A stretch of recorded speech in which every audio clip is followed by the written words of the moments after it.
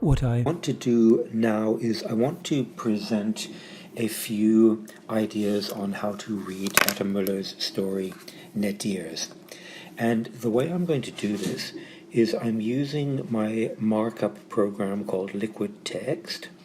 This isn't a plug, they're not paying me anything to say that, but I use it and I like it quite a lot.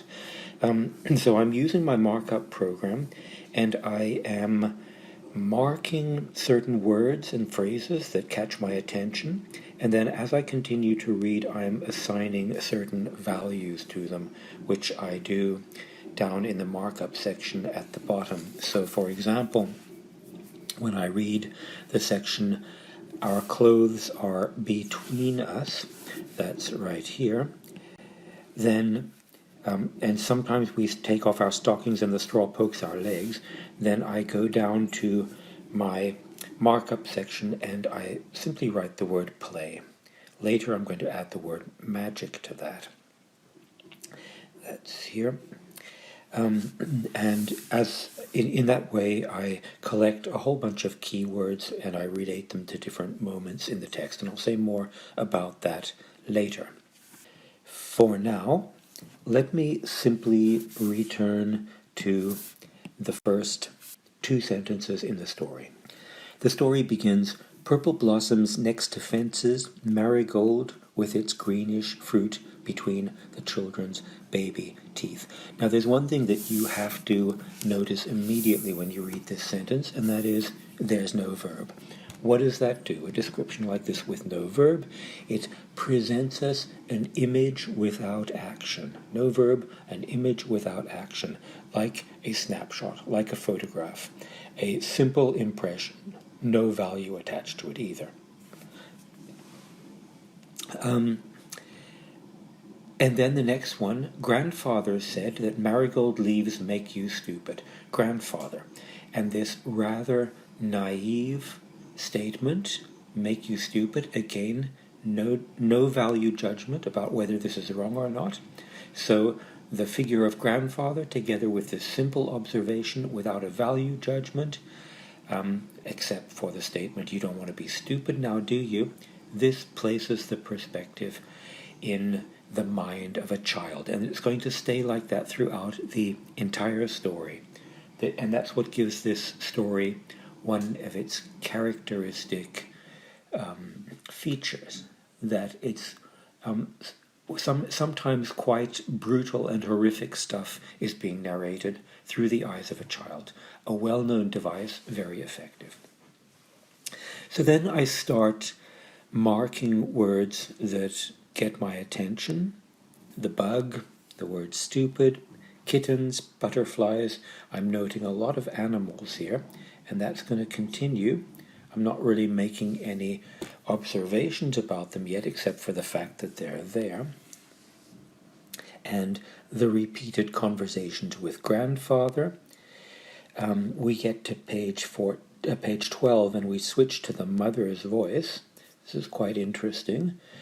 So the child's perspective is also trying to at least find some kind of an access into the mother's mind via the mother's voice. We see what the mother does, and then when we get to the bottom of page 13, I start noting that there is a kind of a relationship taking place between the mother and the father.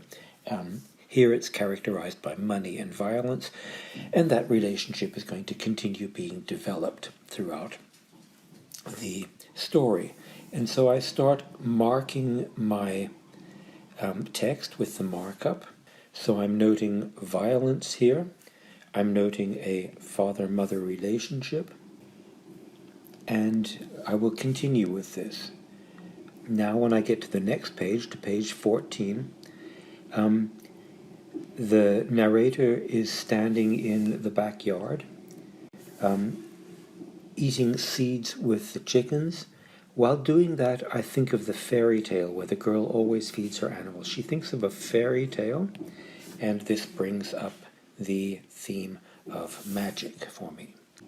So you can see I keep doing that throughout my reading, and I start to collect quite a powerful set of keywords that help me to organize the themes in the story.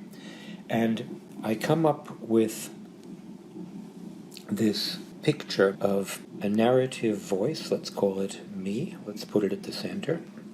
And next to me there are the other important figures. There's Father with his struggle, let's call it, around drunkenness, and also the mother. We have a relationship there which is characterized, I'll put it very simply, by violence. And you can see from the number of times that I have marked violence in the text that violence is really a very important aspect of this text.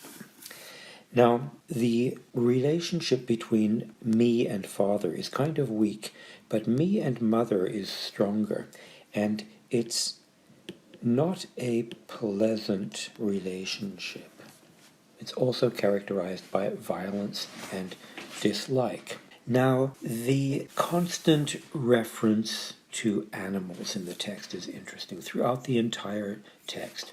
And there's something interesting that happens with animals.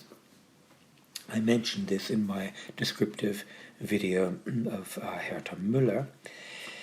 What happens around animals is, first of all, they too are subject to violence. Let's put violence in this relationship, violence in that relationship, and violence when it comes to the animals.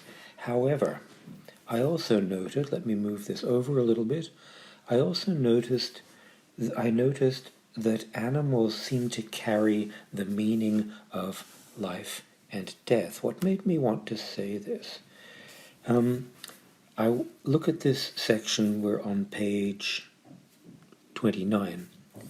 The frogs croaked and got colder and swelled up bigger. The dragonflies were more snappy in their flight, trembling and getting stuck in the white dust of snake flowers. They were dead and sat beautiful and empty in the reeds.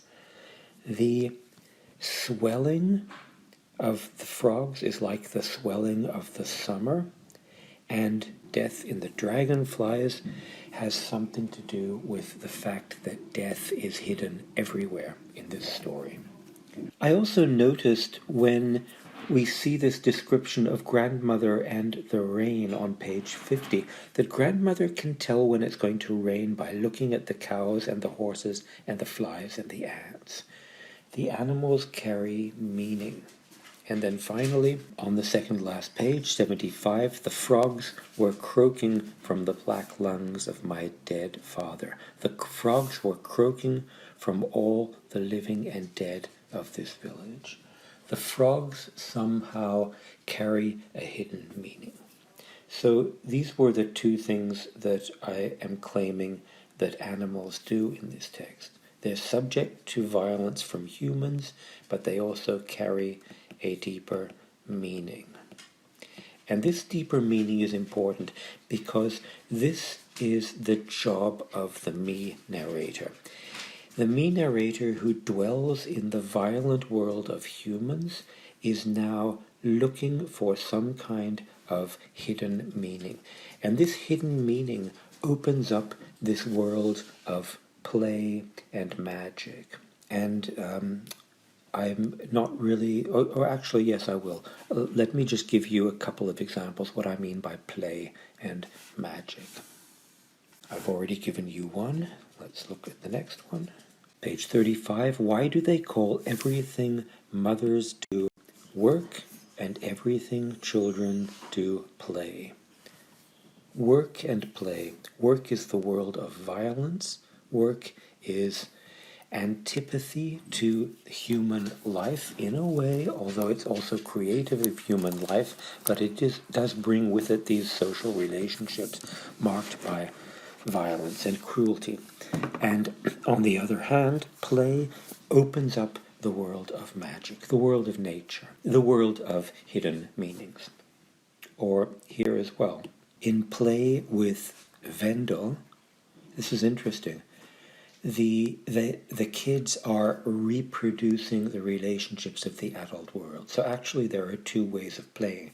There's this play that reproduces what the adults do, and there's this play that opens up meaning and magic and nature. And when I say magic, I mean, for example, what I mentioned a minute ago, the fairy tale world. There's a certain way of looking at the world.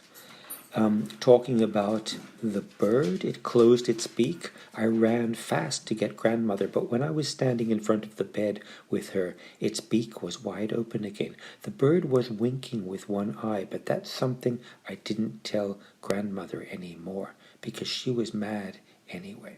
So the bird is speaking to her in an alternative world, this magical world.